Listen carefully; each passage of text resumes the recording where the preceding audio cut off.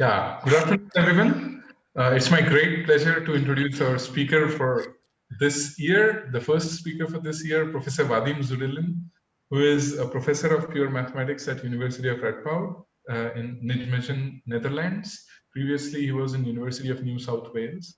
So, Professor Zudilin got his PhD from Moscow State University in 1995 under the supervision of Professor Yuri Nesterenko. And his research interests are in number theory, combinatorics, special functions, and many other things. He's known for his famous result on irrationality of zeta values. So one of his famous results is uh, at least 1 out of zeta of 5, zeta of 7, zeta of 9, or zeta of 11 is irrational. He's written more than 129 papers, and he's he's on the editorial board of many journals. So today he will be talking to us on 10 years of curious positivity.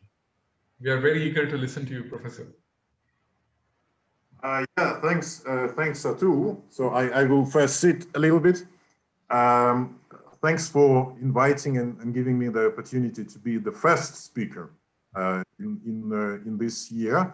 I really hope that this year is not as odd as the previous one, even it's 2021. But I really wish everyone to, at least at the end of the year, to go back to normal, and also to resume our normal talks and conversations. Because Zoom talks, yeah, they are a little bit bothering and annoying sometimes. And I will be giving this special Ramanujan talk, but I would probably give a talk in the spirit of Ramanujan rather than about the stuff which Ramanujan did. Because I think many of the things that come from Ramanujan, they are already done. Or, I mean, people look for generalizations, but there are still some very simple things that require our attention, and that's one of the things my talk will be based on. And before I go into details of my talk, I would advertise something which is not related to the Riemann zeta function values or whatever. So this is my book, which was published in that terrible year, and it's about the Mahler measures, but it's really on the intersection of number theory. So you could see, yeah, many variations of Mahler measures. So it's a very good introduction into the topic. So because it touches the story about special functions, number theory, modular forms, and many other things. And in particular, there are many things which are influenced by Ramanujan in this book. For example, there are Rogers-Ramanujan's identities in the book. Even, I mean, they don't have kind of direct link to the Mahler measure. And there are also Ramanujan's formulas for 1 over pi. And of course, there are many formulas that are influenced by Ramanujan.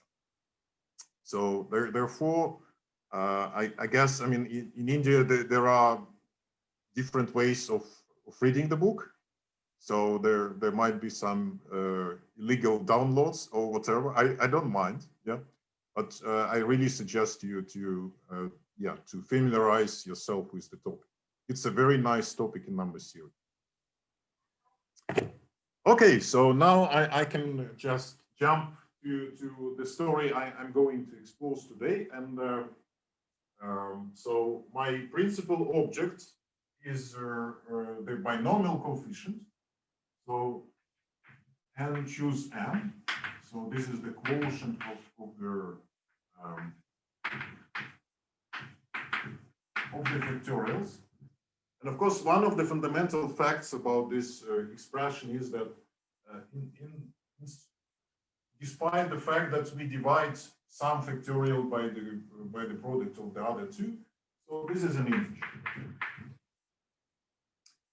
And well, the good thing is that it's not very hard to prove it, and because it's kind of a colloquium style talk, and normally one asks to have at least one proof in the talk. I will actually do 4 proofs of this integrality, and so just to indicate how many ways of doing so exist. And probably the very first one and the classical one would be analytic proof. And this is, well, it's a very kind of additional terminology. So this is simply based on the fact that there is this Pascal triangle, so the recurrence equation for the binomial coefficients. One can write them as the sum of the other two. And so one can use this relation and induction on, for example, on the sum of n plus m. So to prove that, so this is an integer because so on the boundary cases, in this case, so n0 and n. So if I use the definition, so they are equal to 1. So one can simply use this fact. But that's one of the simplest ways. But another way to see that, I would call it linear algebra way.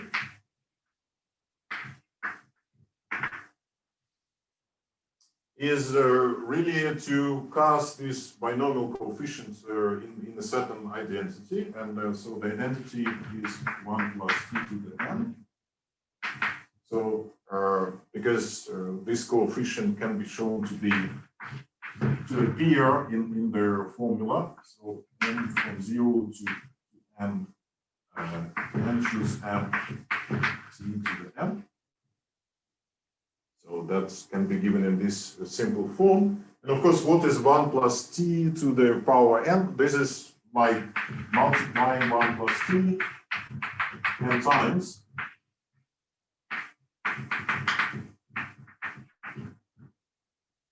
And all these simple polynomials in the product happen to have integer coefficients. Therefore, the result has integer coefficients. It's a polynomial with integer coefficients, and therefore all these they have to be integral. That's the linear algebra proof. All right, so let's move on. There is a very simple combinatorial proof.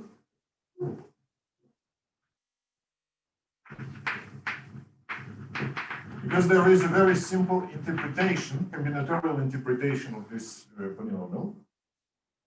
Of this binomial coefficient.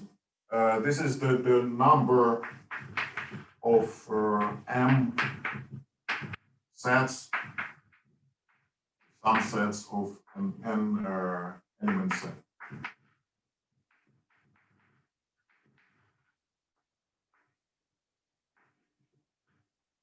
Of course, there is some work to be done in this case to really show that,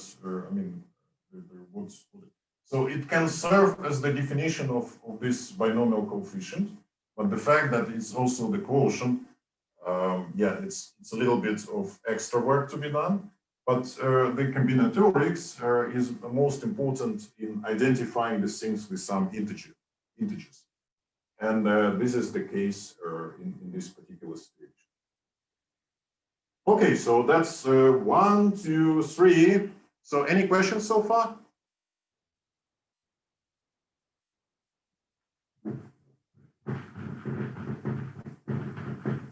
So now I'm going to give the fourth, say, favorite proof. So favorite because it's a number series proof. And well, so the point is that if we consider the n factorial, so this is the product of all numbers up to n.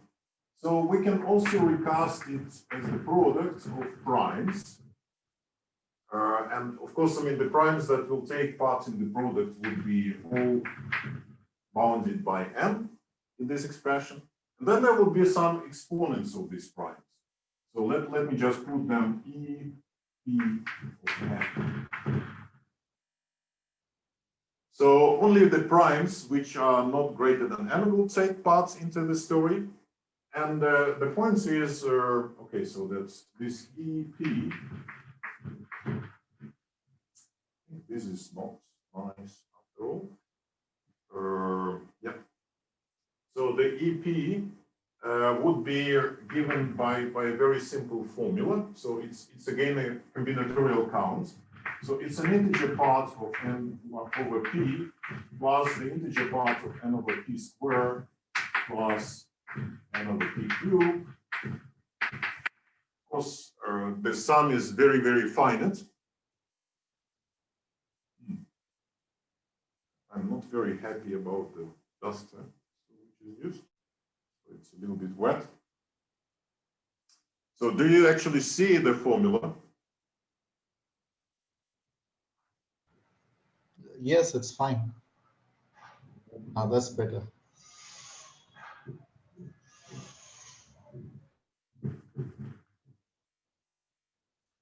And the point is that if I use this formula for the, I mean, counting with which exponents the primes enter in this quotient, so then the exponents so would be, okay, so I would have this expression and then n replaced with m, but with the minus sign because it's a denominator. The same for n minus m. There is an identity. Sorry, inequality. That's the integer part of the two. So this x and y are arbitrary real numbers. So it's always greater or equal than the sum of the integers. That's a very elementary identity. So these are the floor functions, the integer parts. And so if I apply it for x m over p to the k and y n minus m p to the k. And so this k can go from 1 to and so on. So that would mean that all these the periodic order of the binomial coefficient would be always bounded by 0 from below. So, but what this means, it means that every prime enters in this binomial coefficient with a non-negative exponent. It could only happen if this is an integer. So this implies, because this is for all p, so that n.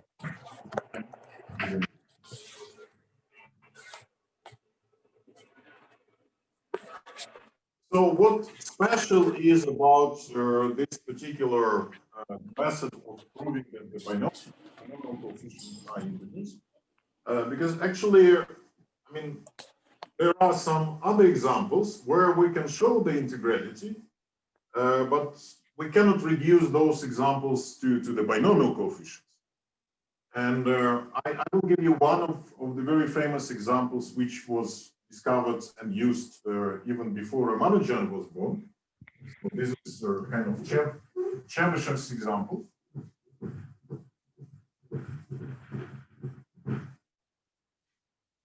So Chebyshev. So he had the following quotient of factorials. Now I am having only one parameter n in this quotient. So here would be 13n of n factorial divided by 15, 10, and 6.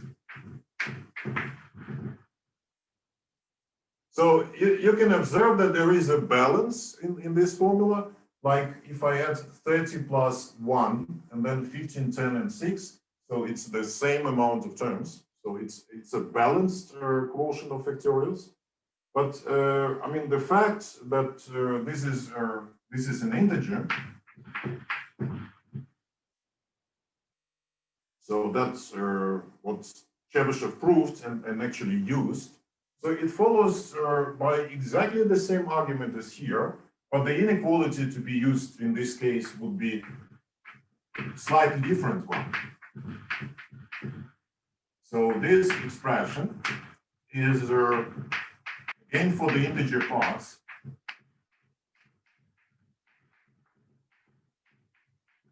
So we have this evaluation. So you can kind of check it. I think that's not a very sophisticated check, because you can also observe that an integer part is the number minus its fractional part. Therefore, it's required only to check an inequality for the fractional parts. So, but once again, this 30 plus 1 is exactly 15 plus 10 plus 6. This is not a mystery. So this is part of the story that, I mean, when we consider these type of things, they happen to be balanced. And this is one example. Another example, which would also play some role in my talk, so is very similar to the binomial coefficients in the sense that I mean, there were two parameters, n and m in this case. Here is only one parameter, n. There is a famous example which is due to Catalan. And, okay, so Chebyshev's example goes back to 1850. Catalan is 1874. So you see that's a very historical kind of object. And in that case, the example is that if we take product of 2m and 2n factorials and divide it by n factorial, and the sum of the two.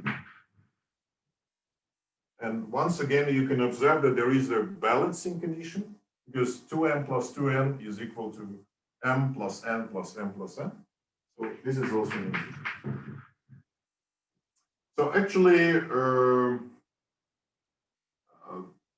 after some time, so Ira Gassel called this particular numbers.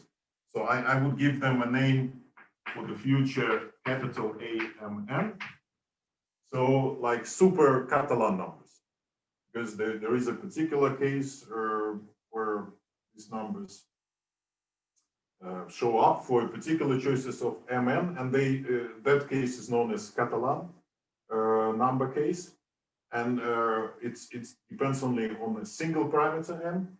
This two parameter family, it's the family of super Catalan numbers. So what is special? Remember that at the very beginning, I gave you 4 proofs. And for these examples, I claim that one can go with this number theory proof. And okay, so you can agree or disagree. But the point is that actually, what about the other proofs? So whether there exists some other ways of doing this? So actually, it's tremendously hard to give any other proof in these situations because there is no combinatorial explanation for these numbers, for the integrality of these numbers. Even this Catalan sequence, so there is in general no combinatorial interpretation. So that's one of the obstacles to deal with. But of course, there are some nice formulas whenever it comes to the quotient of the factorials. Perhaps I could also tell you that these two examples, it is not possible to reduce them to the product of binomial coefficients. That's why it's particularly hard to do the integrality. So that's also an important point. But in the case of these super Catalan numbers, there is a very old identity, so which is like a hypergeometric identity, so which allows to write this as the sum over integers k. Here I have -1 to the k. Then I have the binomial coefficient.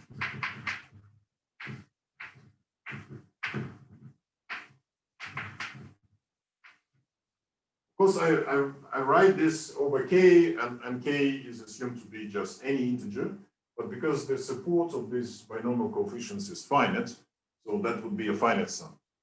And the point is that, of course, this formula, because we already know that these numbers are integers, so it implies that a and n are integral as well. So I can really give you another proof of the integrality in the case of Catalan numbers by using this very simple identity and the integrality of the binomial coefficients. However, there is one strange thing in this formula. There is this sign, and so this formula it actually doesn't imply that the sequence is always non-negative or positive. So it proves the integrality, but it obscures to prove the non-negativity of the sequence.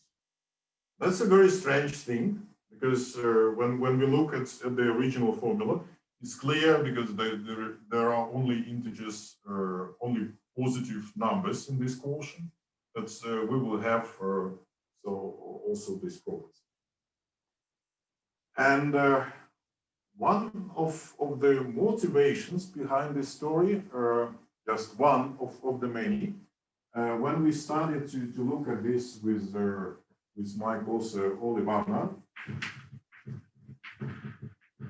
and that was about, I think the paper was published 10 years ago, so that's so we just trying to look what happens in this case with the Q analogues of this kind of quotients when we replace the factorials with the Q factorial. So when n factorial, so let me just comment that the number n, so the Q version of the number n, so is the following polynomial. So it's just the sum of the geometric series up to n-1st power. And in this case, the n factorial is the product.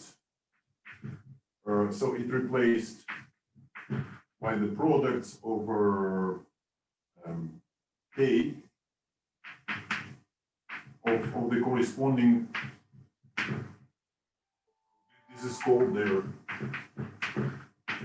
Q number. So, and normally the parenthesis is used. So I take the product of these polynomials. Of course, that would be a polynomial, and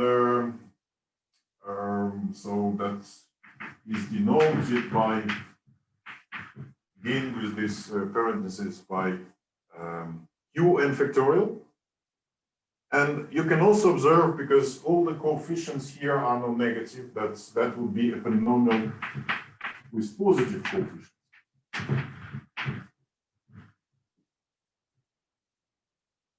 But that's only about the factorials in this story. And the main thing is that what would happen if we would consider the corresponding portions of the Q factorials. So now I need a little bit to comment. And again, this is a very elementary kind of story. The point is that the irreducible factors of all these Q numbers, they happen to be cyclotomic polynomials. So irreducible factors.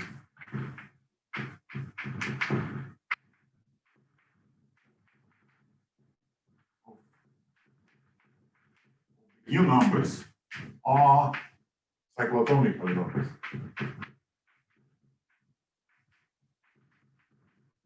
So cyclotomic polynomials, these are the ones that have the zeros at roots of unity, and they are monic polynomials. So they can be defined as, okay, so I can write this as a formal definition. So this is the product over all, so the index is L in this case, over J from 1 to L. but such that the common factors of the two are, so there are no common factors of J and L. So then it would be Q minus E to the 2 pi I, I think J over L. And one of the remarkable things, and one can easily prove this using just very simple facts from the Galois theory, is that these are polynomials with integer coefficients. And one can also show that so they are irreducible polynomials. But in this case, they are from these integer coefficients, but not necessarily non-negative. So some coefficients might be negative. For example, I think that phi 6 so would be 1 minus q plus q squared. So you see there is a minus sign feature here. But the point is that so every such factorial can be written as the finite product of these cyclotomic polynomials. And the formula for the order of this cyclotomic polynomial is very, very simple. And it's very reminiscent of the formula for the primes.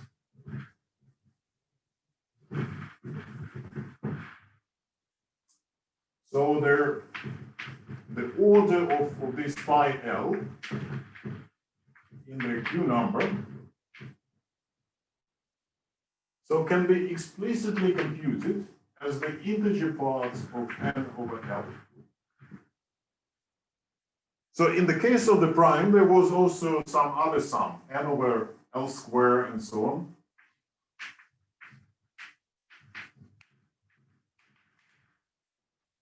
But now this is completely absent, so we just have an integer part in this case. Very simple formula.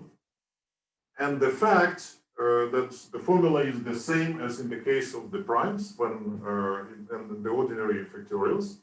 So it indicates that we can use exactly, the same arguments as in the case of the factorial ratios to prove the integrality of Q factorial ratios. So the same as, so here I would give you like examples which are based on what I had before. So this implies, for example, that the Q binomial, so which is simply replacing the factorials with the Q factorials,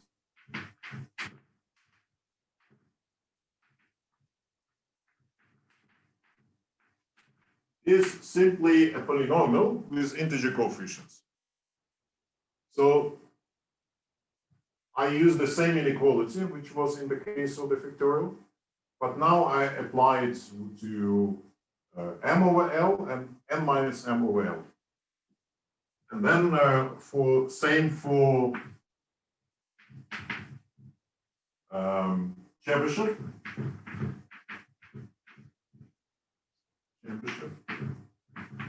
Example.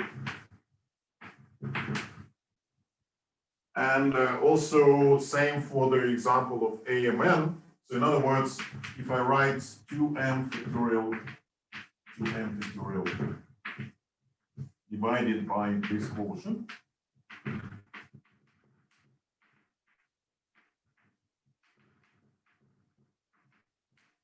this is again a polynomial with integer coefficients. So very simple, very straightforward, because the argument is exactly the same as in the case of the ordinary ratios of factorials. What was really kind of puzzling us in this story was that, okay, so for the Q binomial coefficients, it is known that this example is not only gives you the polynomial with integer coefficients, but it also gives coefficients non-negative. I think I denoted this by Z plus, so that all coefficients of this polynomial happen to be non-negative numbers.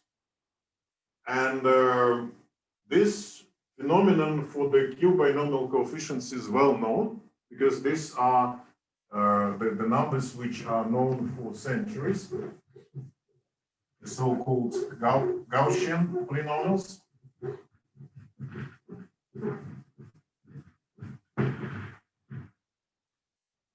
So there is a combinatorial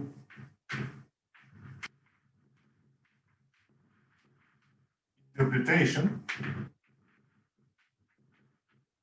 not only of the Q binomial coefficients, but of the coefficients of this Q binomial coefficient.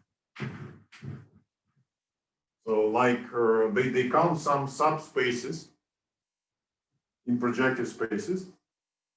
And if they count, so they have to be non-negative. So because there is, I mean, at least zero number of such subspaces, or it's a certain integer. So positive integer. So therefore, in this case, the fact that this is true, it was known. And what we came up with Ole Warnaar is that it's a part of a more general phenomenon. And it seems, because it still remains a conjecture,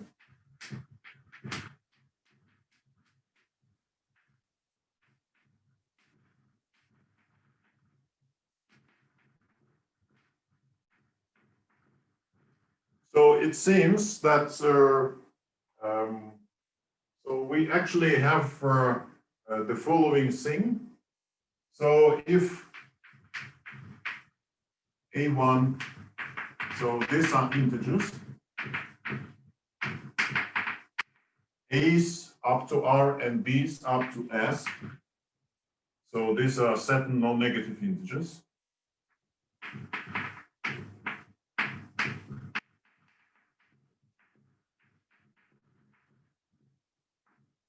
So positive integers. And so this is the balancing condition. So, and if we also have their inequalities, so the very same one which allows to apply the information about their prime exponents, A1 up to ARX is greater or equal than the corresponding sum where with the B's. This is true for all X real. So if this condition is satisfied, then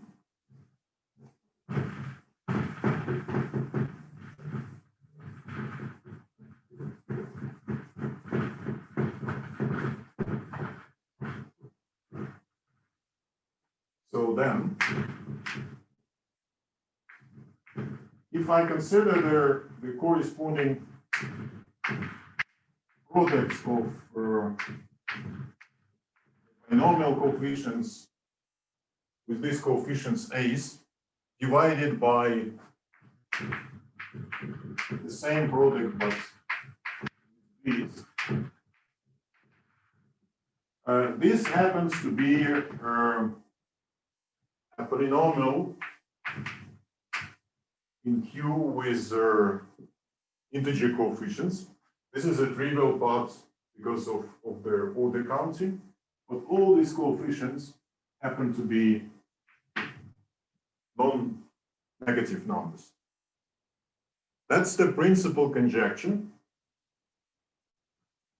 So this is their Q is positivity.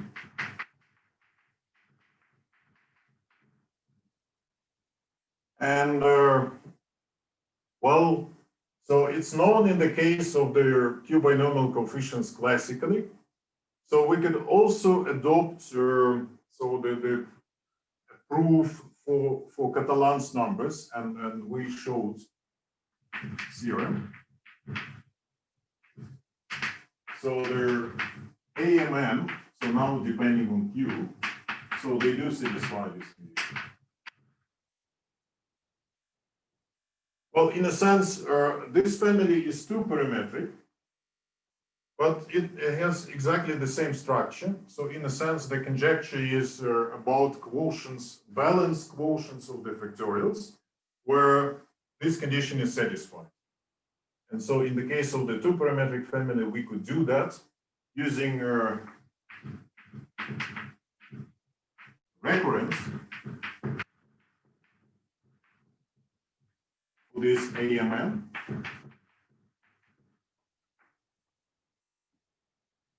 And using the fact that we actually have two parameters in this family. So for the moment, no proof is known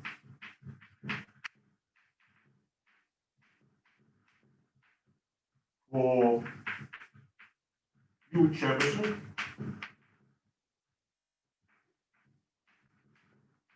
or any other one-parametric family.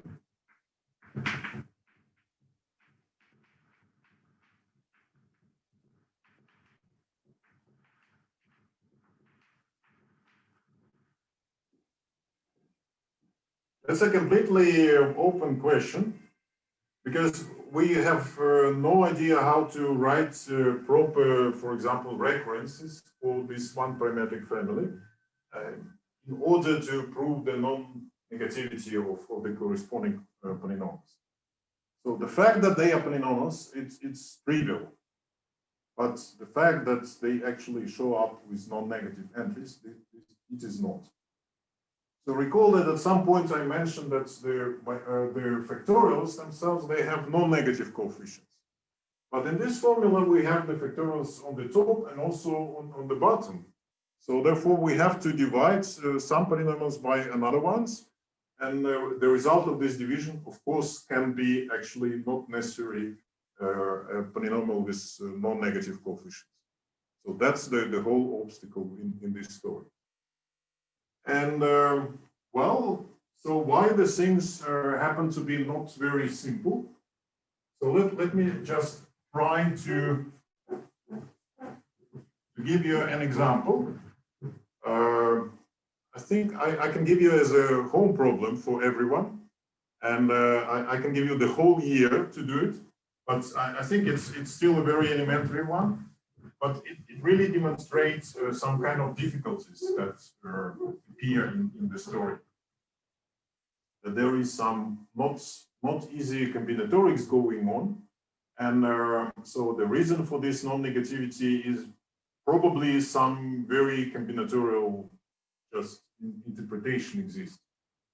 So let me just consider the following particular two binomial coefficients. So 8 choose 4, but the Q. And so you can easily compute it. But okay, so I would write it. So because there is some cancellation by 4 factorial, so the result would be 7 and 8 in the numerator, and then in the denominator we have 1 minus q, 1 minus q squared, cubed.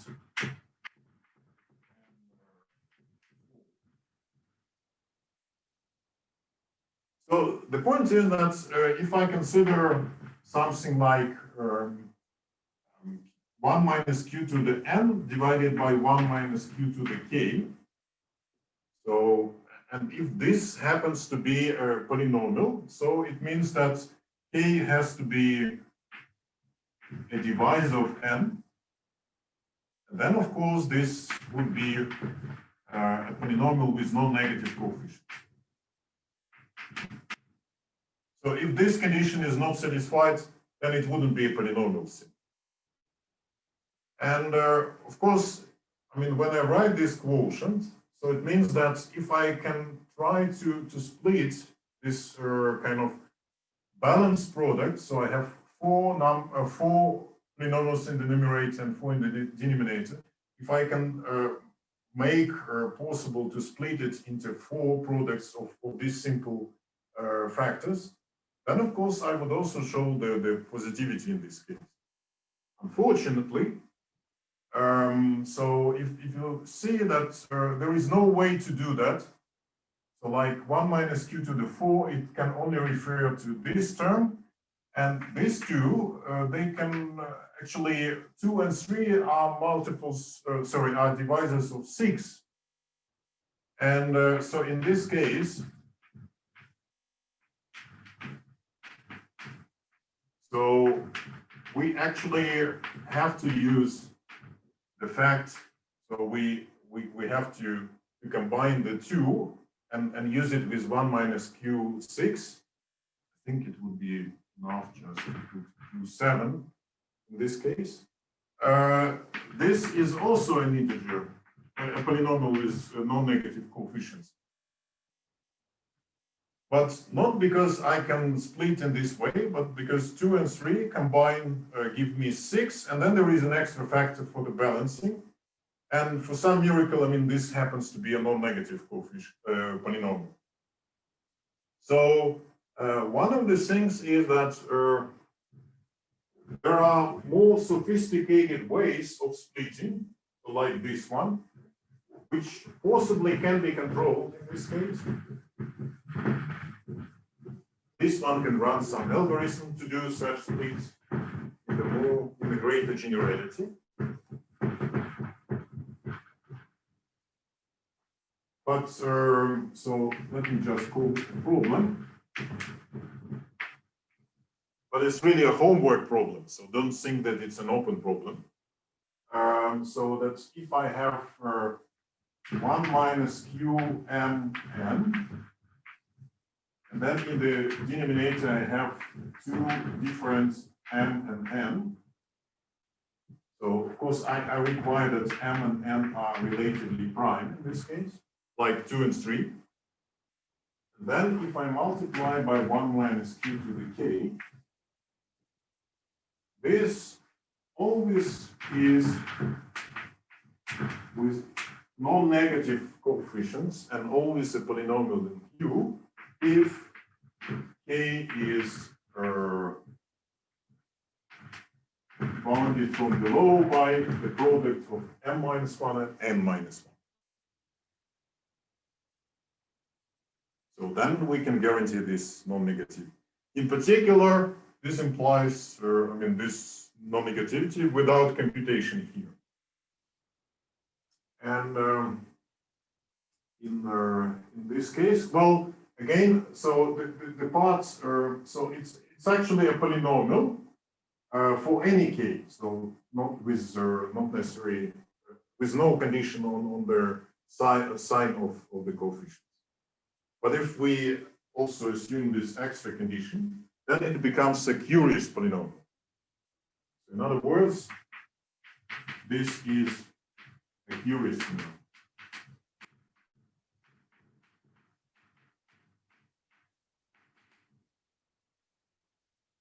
One moment.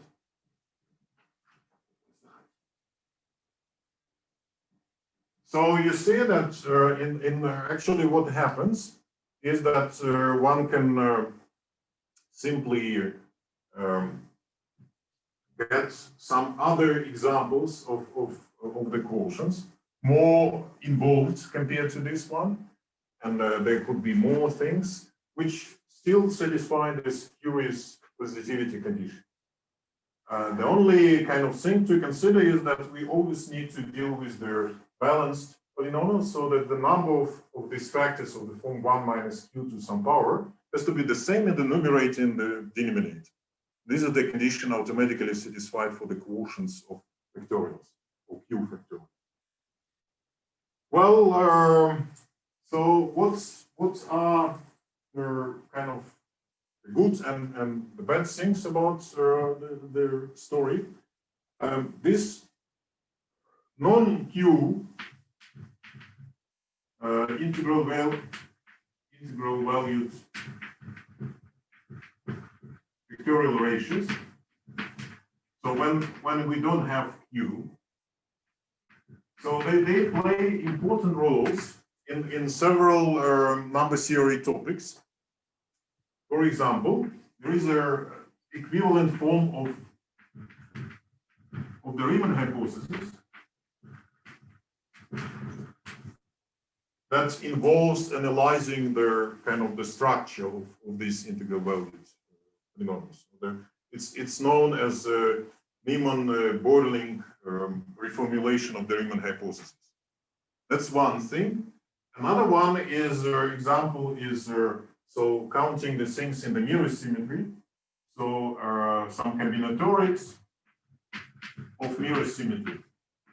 So this is actually a very fancy topic in mathematical physics, but it also has very deep analytic, arithmetic, and combinatorial things. And in that context, so the integral ratios of factorials, they appear in the analysis of this kind of special integrality properties. So we don't have yet some equivalence on the Q side of the story. And I think one of the obstacles is exactly because we cannot really analyze even the simplest cases, the simplest instances of this positivity.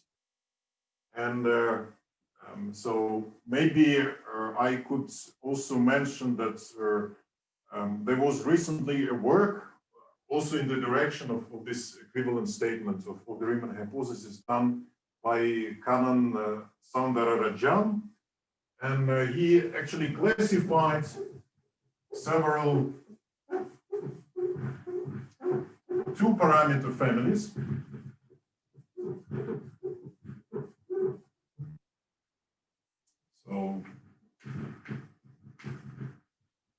So it's, I think the work is just published last year. And I would give one particular example because it's relevant to what I discussed today. So 13n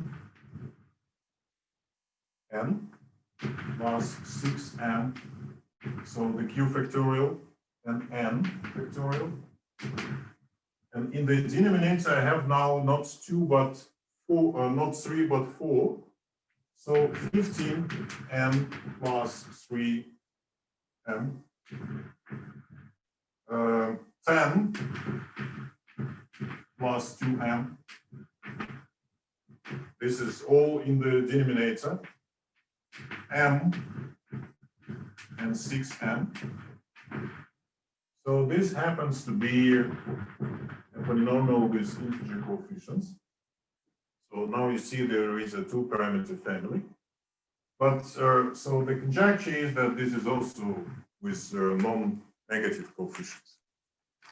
And one of the good things about that is that if m is 0, and this is Chebyshev.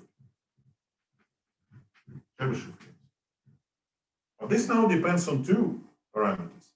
And so therefore there is a kind of at least a hope that there is some proof using recurrence relation in with respect to two variables m and m in this case. And so there is some kind of reproducing property for this sequence.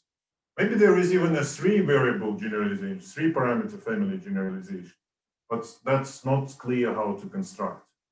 So actually, for the two-parameter families, so it's really a tricky way, and there is no yet classification. And so Soundararajan indicates kind of a ways one could hope to do this in the near future. Yeah, so that's kind of the story. So you see, it's a very elementary thing. So that's using some very simple argument, we can show that the things are with integer coefficients and they are polynomials. And this goes in parallel with the case of these factorial ratios, which are analogues of the binomial coefficients. But on the Q side, we expect the things to be with non-negative coefficients. So we lack actually the methods to prove that in this case, because we lack any combinatorial interpretation of those objects. So I think, I mean, at this point, yeah, I'm happy to stop and yeah, to have some questions from you, maybe some ideas. and but not for the problem. So because I know how to solve it, so it's actually it's a very nice problem. So very easy, but still requires yeah, some manipulations. And yeah, but one of the questions would be be possible to do, I mean, the split into this type of bricks for these general quotients of Q binomial, Q factorials. So whether there exist these primitive things that can be used and so that can be used to show the non-negative. So that's an open question. Okay, so thank you. Thank you, Wadim, for a very excellent talk. Are there any questions? I have a question. This is Arvind here. Can I ask? Yeah, please. Yeah. Nice talk. I don't know if you remember we have met in Christian's birthday conference. Yeah, I remember you were just beard free. Yeah. Yes. So, do you know examples of this balanced ratios of factorials where the ratio of factorials is I mean, of course, families, but the ratio of factorials is an integer, but the corresponding Q is not a polynomial, or you see what I mean? I mean, Yeah. So it's actually not very hard to produce such examples. okay. Even, for example, if I remove m and n, so the condition that the GCD is 1, Yeah. like you take m to be 2 and n to be 4. So that would give you an example where You want balanced, right? yes, but I mean in this case m is 2, n is 4, k is 1. So it's if you consider there at q equals 1, so it's an integer, it's 1. Uh-huh. So of course this is not well, you can take actually any k which is odd, so it will never be a polynomial in q. No, but this is not a factorial ratio, right? I mean, I meant. Yeah, but you can construct not in a family, so you can construct individual members. Yeah. I mean, using this kind of tricks. Okay. But you would still have an integer. Uh-huh. But those things cannot come in the family, because in the family you would always have I mean the things valid for any m, and therefore it would be automatically equivalent to the integrality of the corresponding factorial ratios. Okay. So it's really possible only to do in the particular cases. Okay, so what you're saying is that if for a family you have that the ratios of factorials, balanced ratios of factorials are always integers, then you expect or that the so they are always, yeah, they are automatically polynomials as well. Okay. So if it happens for every n, and then we expect that they have non-negative coefficients. Okay, I see. Okay. Can I ask another question? Sure. About your conjecture with Ole Warnaar, can you, I mean, there's obvious generalizations to 2-parameter families, right? So I could take AIM plus CIN factorial divided by whatever. Yes. And by BIM plus DIN factorial, things like that. Do you have conjectures like that also, or because of the floor of inequalities, does it get more tricky? Well, actually, the example with the binomial coefficients, where the things are. So this conjecture, yeah, I removed it anyway. Yeah. So the conjecture is actually supposed to be true for any number of variables. So I mean, at least one parameter has to be present. Whenever there is this inequality, that kind of implies the fact that the factorial ratios are integers, and there is this balancing condition. So for any such, their expectation is that they are non-negative. Okay. So you just didn't say it, but you have it in your. Yeah. So it's more general, in fact. Yeah. Okay. Because it's. And it was verified, and I don't see any way to producing counterexamples in that case. There is something special happening, and we just So then don't. what are the inequalities that you have for the things? I mean, here you had AI n floor plus bin, but there, what kind of inequalities would you have? Yeah, so the inequalities are,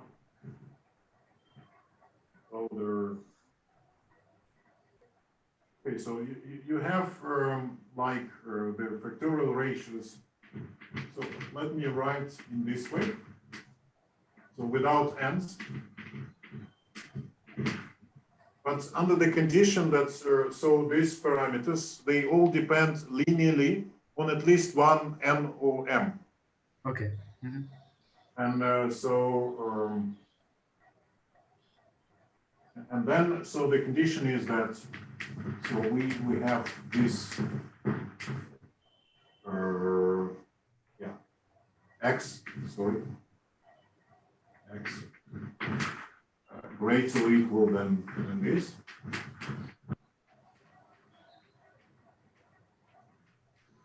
Hmm. Oh, I see.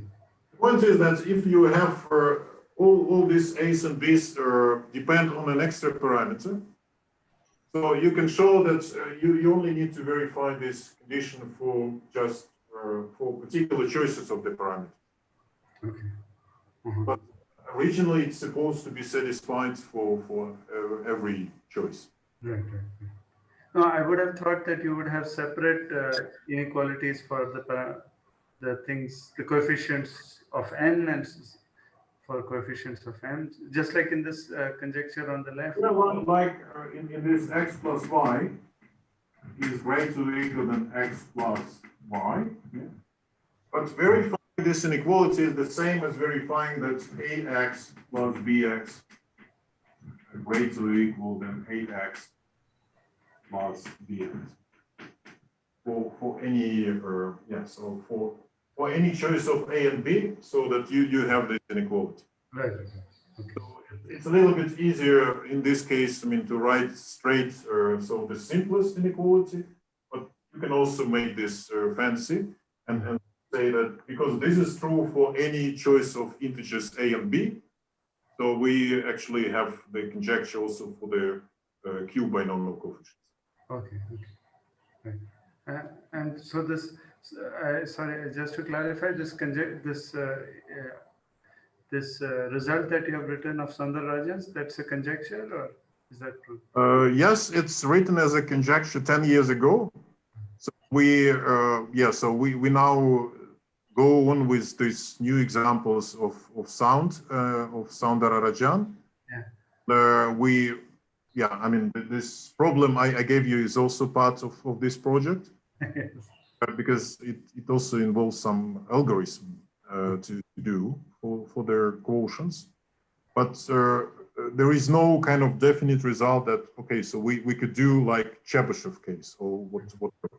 So we could only do some particular families which for which some sophisticated conditions can be satisfied. Okay. That's the only thing.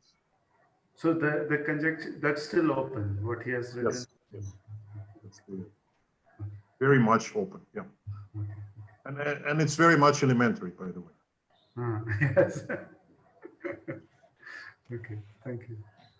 So are there any connections in theory of partitions or implications? Well, that's a good question because, I mean, in general, because we don't have any combinatorial interpretation for those numbers and for the coefficients. So it's very hard to say something. But on the other hand, the partitions, they artificially come as limits of such families. Like if I have, if I take some a's and b, and then let so some parameters tend to infinity. So in the limits, I would have some obviously positive family. So because that would be related to partitions in those cases. But I mean, unfortunately, from the limits, we cannot make any conclusions. However, Borwine's conjecture, where the limiting case helped to actually to resolve the no. But I don't think that fancy way would work here, because it's a lot of families involved. So basically, Q-binomial coefficient itself is a generating function of certain restricted partitions, right? Yeah. Partitions, yeah. So you can so you can interpret, and I think if you just so the n and m go to infinity, so you would be left with their partition generating function, because the number of factorials in the denominator is 2 and in the numerator is 1.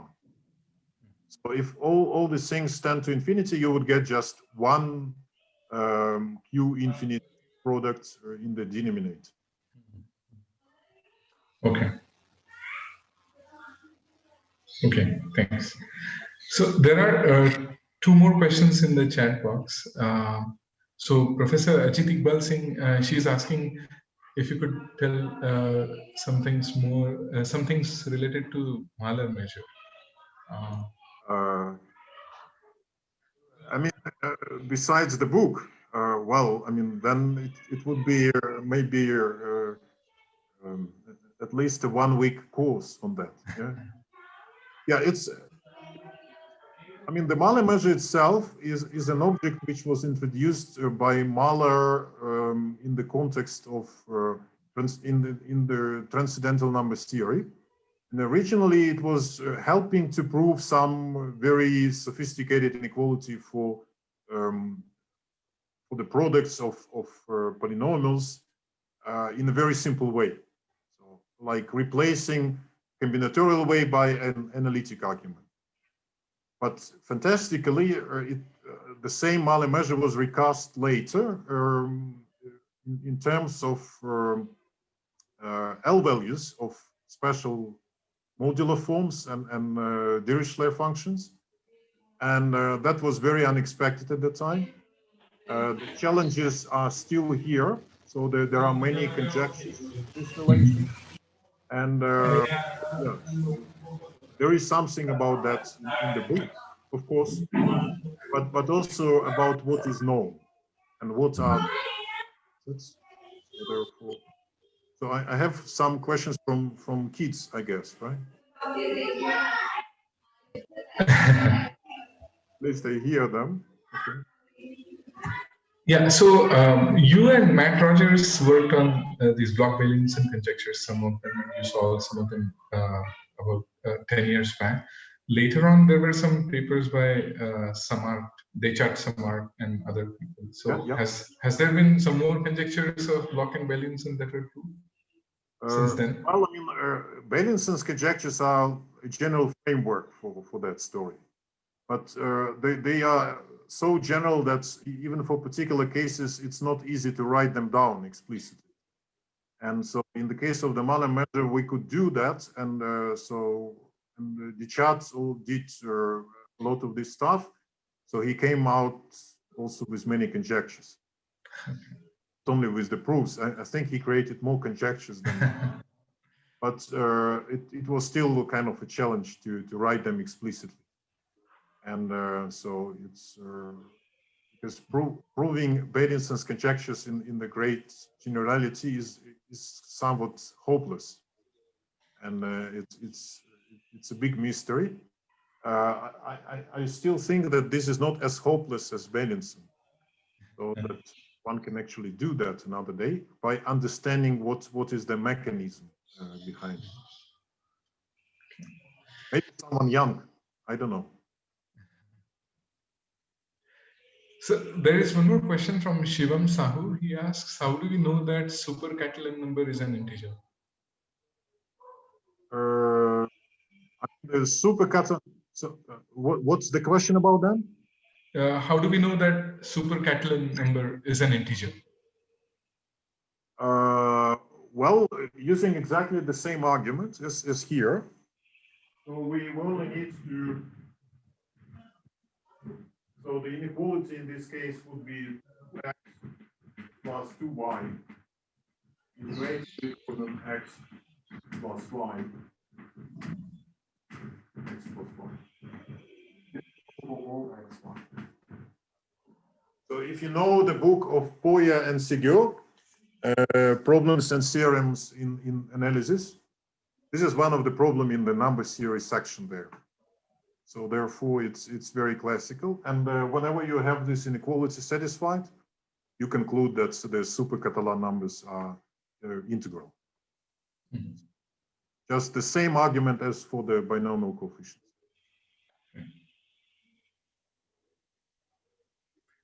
Any other questions? Okay, if not, maybe we can unmute for a while and then thank the speaker for a nice talk. So. Okay, thanks. And feel free to write me if there are some questions later on. Thank you very much. Sure.